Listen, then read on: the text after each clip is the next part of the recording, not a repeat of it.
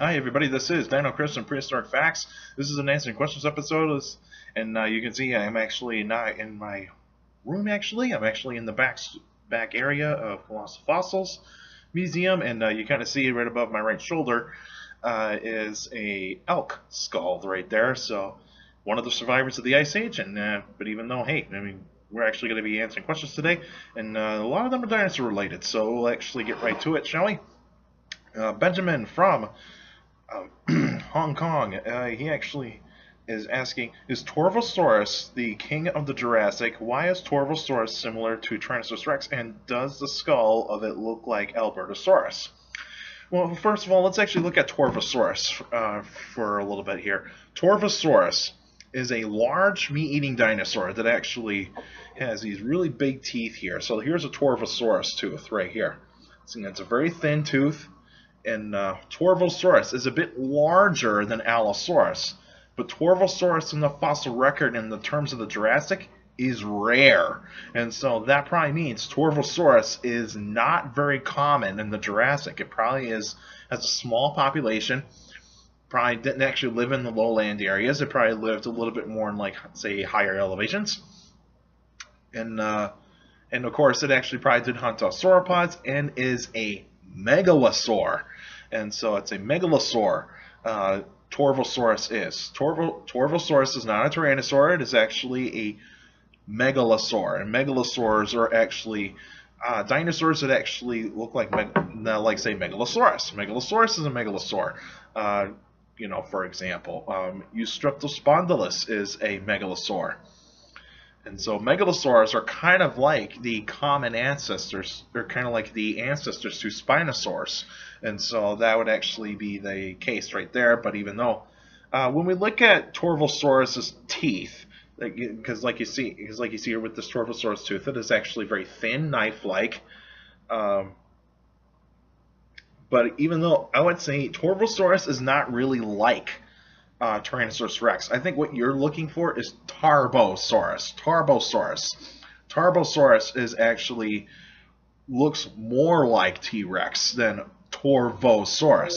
Torvosaurus is a Jurassic dinosaur. It is probably not likely the king. I would actually say that, like, maybe Saurophaganax or Allosaurus would actually be considered the king of the Jurassic, as Saurophaganax is pretty much the larger theropod dinosaur that lived in the Jurassic at that time, and then Allosaurus is more common in the Jurassic, and they probably have a higher population in terms of, like, where they are in their environment. And in terms of looking like Tyrannosaurus rex, it does not look like Tyrannosaurus rex. You can see the skull is very slender. Torvosaurus, the skull is very narrow and slender. It's not robust. As when we look at Torvosaurus's head, it is not designed to actually crush bones and have a very powerful bite force. It's actually more designed to actually give slashing bites. Just to grab onto the prey and then jerk back and pull a good piece of flesh off of the animal. That's what they're really designed for. Is that they're pretty much designed to actually go after the large sauropods. Tyrannosaurus rex did not actually have that many sauropods living around its time, and so in terms of actually looking like Albertosaurus, not likely, because Torvosaurus, even though we don't have a fully complete skeleton, it probably would have still had 3 fingers on its hands.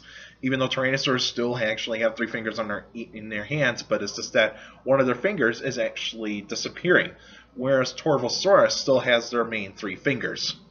And so that would actually be the case, is that Torvosaurus is not a tyrannosaur, it is a megalosaur, and I would go with that conclusion, is that Torvosaurus is actually just a megalosaur, just one of the larger megalosaurs that ever existed.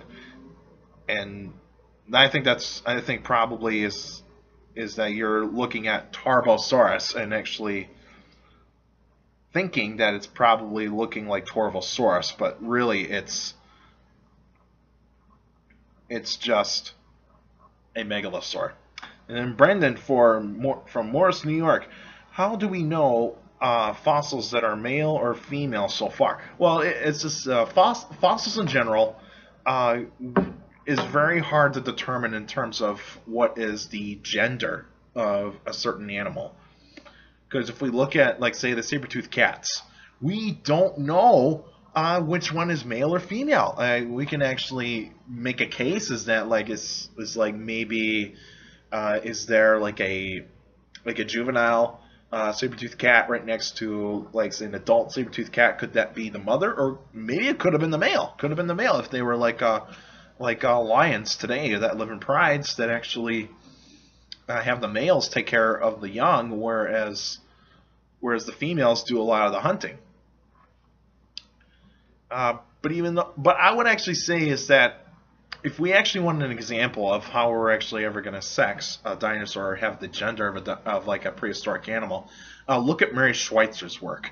Mary Schweitzer is a paleontologist from North Dakota State University, or North Carolina State University, excuse me, North Carolina State University, excuse me.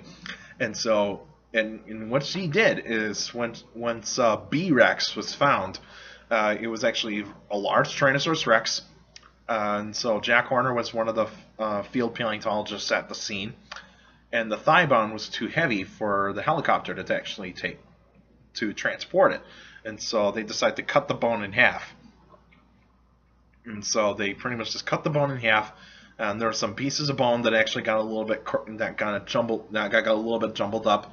And Jack Horner actually took some of those and actually shipped them to Mary Schweitzer. And Mary Schweitzer looked at one of those bones, and there was like some different colored material that is actually on the bone. And then what she found out was that it was actually medullary bone. Medullary bone is like soft tissue-like bone that is actually found on female birds when they're ready to lay eggs.